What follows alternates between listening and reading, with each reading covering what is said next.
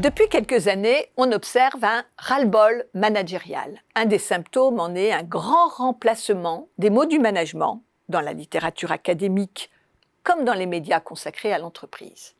Si on s'en réfère au vocabulaire, certains mots sont bannis et d'autres ont la cote. Ainsi, on constate que le labeur est effacé au profit de la passion.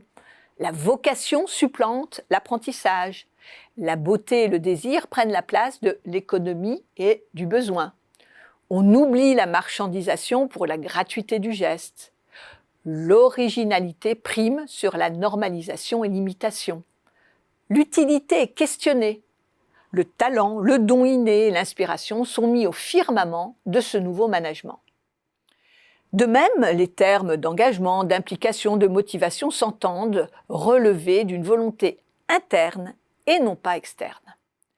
Nous quittons le monde de l'entreprise pour le monde de la création, de l'inspiration, en référence à la théorie des mondes de Boltanski et Thévenot, décrite dans leur ouvrage « De la justification, les économies de la grandeur » paru en 1991.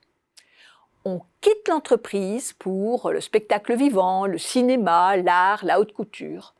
Se dessinent les contours d'un monde de réalisation de soi, de création, où on se rêve reconnu pour ses œuvres et non plus pour ses compétences, son statut, sa formation ou sa filiation. La narration est celle du créateur, de l'artiste, en marge, sans hiérarchie, sans horaire, travaillant par passion, par envie. On en serait presque dans le don du travail.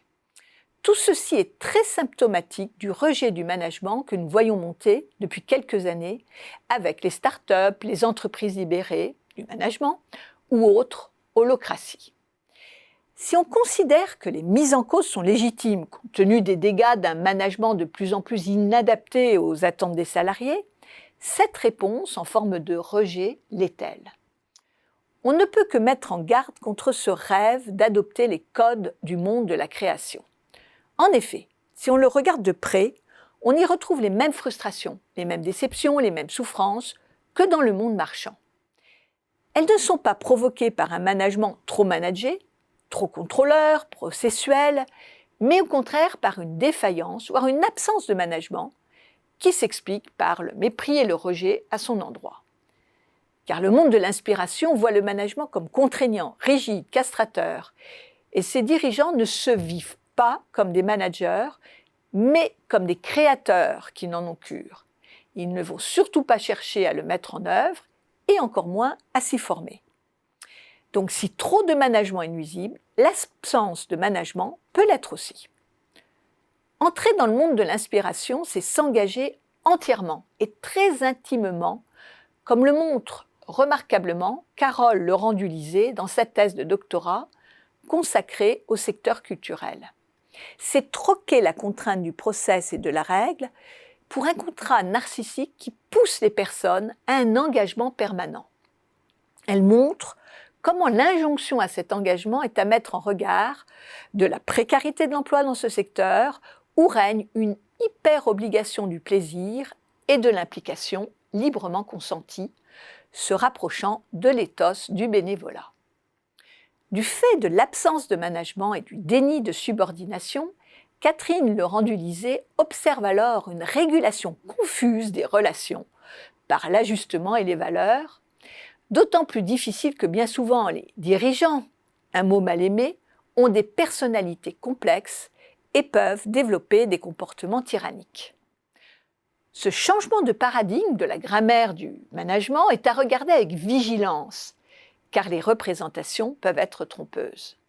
Nicole Aubert et Christophe Golejac, dans leur ouvrage « Le coût de l'excellence » paru en 1991, nous mettaient déjà en garde contre un système managinaire, se caractérisant par une fusion des idéaux de l'individu et ceux de l'organisation. Ils y voyaient le risque de survalorisation de l'action, de tension continuelle pour atteindre les objectifs, d'activisme incessant et de disponibilité sans limite. Une quête prométhéenne qui peut amener à tout sacrifier pour atteindre des buts en réalité irréalisables. Certes, il nous faut réinventer le monde marchand, le monde de l'entreprise, mais il ne faut peut-être pas l'abandonner pour une autre planète où l'air ne serait guère respirable. On prête d'ailleurs au grand acteur Jean-Louis Barrault la mise en garde suivante. Ôtez le pire d'une situation, il ne restera pas que du merveilleux. Mais il était également directeur de théâtre.